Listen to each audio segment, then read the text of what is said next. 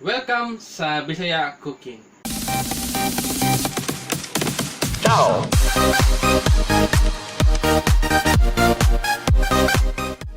Karon magluto ta og kimchi fried rice. Tukad nga nasugod ang quarantine, daghan na kay mga online sellers kina maligya og kimchi. So might as well ato na sa i-explore nga putahe ang gikan sa Korea. And aside from healthy, lami pud ni siya. So sugdan na nato. For our ingredients, naatay 1/8 cup cooking oil, 1/4 cup of kimchi juice, 200 grams of pork belly. Ako ni siyang gi-chop into bite sizes. Sa kabumbay, napod tay 1 cup of kimchi cut into bite sizes, 4 cups cooked rice, salt and pepper.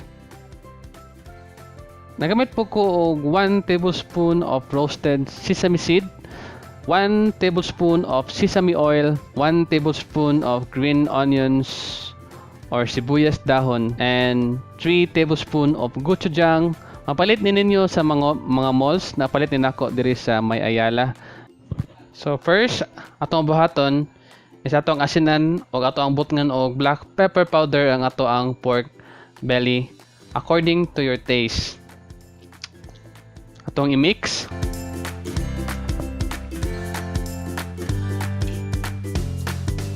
So magamit ta og dako nga kaha for this recipe. And ako na ni siyang gi-preheat nga kaha pinaagi sa low medium heat. Gamit kayo ning mag-init kag kaha daan kay mo ni siya maka-prevent nga mustik ang imong prituhon. If init na ang kaha, pwede na to butngan og cooking oil. And we will wait for this oil nga mainit. As you can see, init na nga to ang mantika. Ato na ibutang nga to ang bombay. Ato na siyang prituhon for 1 to 2 minutes, and be careful, dapat gamiton nimo ang low medium heat aron dili siya masunog. Ato na siyang paabuton nga mo transparent ni siya gamay. Nang ato ang purpose ini is mo caramelize siya, meaning mo gawas ang iyahang natural nga sweetness. So medyo luto na nga ato ang bombay, medyo transparent na siya. Ato lang i-mix gamay, and then pwede na nato ibutang ang ato ang pork belly.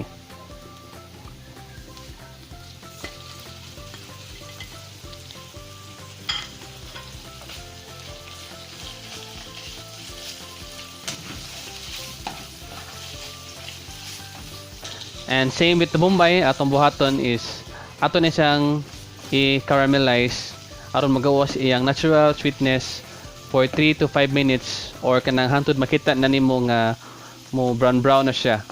So na fried na nga ato ang pork belly ug bombay. As you can see, muna ni ilahang caramelization, nigawas na ilahang natural sweetness.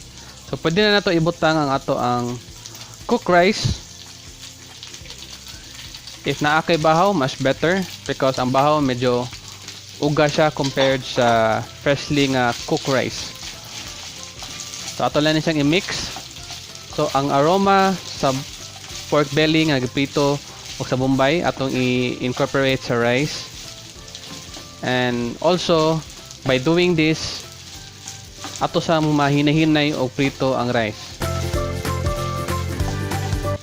So mix lang nato. And by the way, ang cooking oil makatabang na siya og distribute sa flavor sa bombay o sa pork belly. So na-mix na nako. Ug ako ni siyang giprito ang rice for 4 to 5 minutes. Pwede na to ibutang ang ato ang chop nga kimchi. And again, ato na pud ni siyang i-mix. And i-fry na to ni siya for 1 to 2 minutes.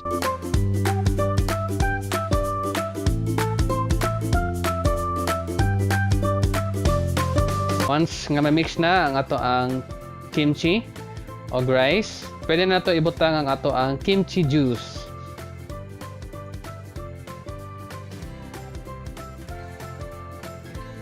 Ito pong mabutang ang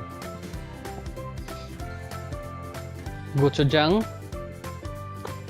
So kaning gochujang mo din siya makapapuwa sa ato ang giluto. And maka-add po na sa spiciness and also flavor.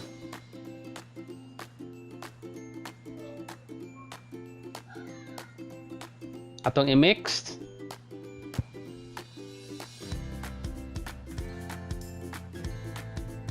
So as you can see, medyo puwa-puwa na ato ang kimchi fried rice. This is because of the kimchi juice and the gochujang.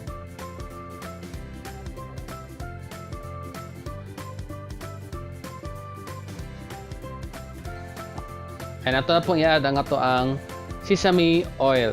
This time we will also add the sesame seeds that will also add aroma and flavor. So ato i-mix. So as we are doing this, atong ginahinay pagid og fry ang ato ang rice.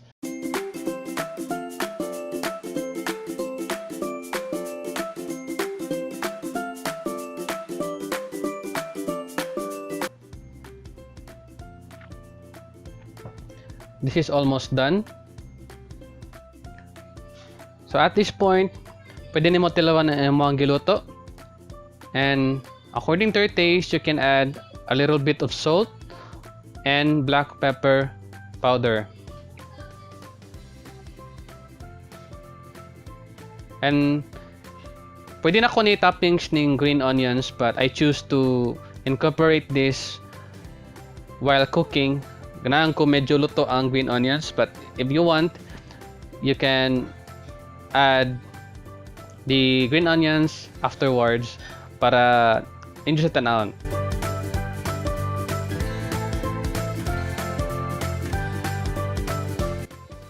So, mana nga to ang kimchi fried rice. Ato na ni siyang ibutang og serving plate. So, here it is, ang ato ang kimchi fried rice. So, sa akong camera, medyo orange siya, but in actual, red kaayo ni. You can add toppings like scrambled eggs, side up eggs, and also seaweeds.